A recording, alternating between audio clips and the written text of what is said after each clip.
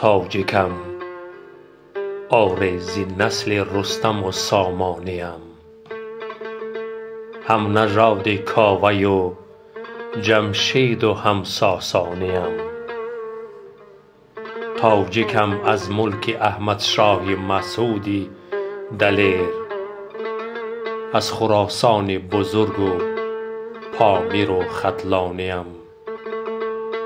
تاجیکم آره، زبانم صنعتی مهرآفریست، پارسی گویم سخن من سوقدیم روشانیم. تاجیکم جسمم ز جنسی کوهسار پامیر است، از نیاگان تمدن آفری میدانیم. تاجیکم از بلخ و از شیراز و از سوقدی عزیز، هم دیار رودکی و حافظ و خاقانیم. تاجیکم تختم سمرقند و بخارا و خجند، از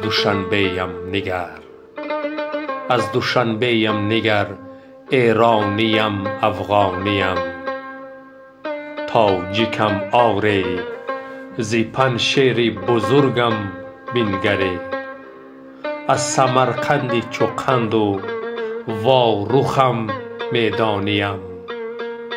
تاجیکم مانند سینا و همان سلمان فارس، چون حدیث البخاری دم به دم میخوانیم.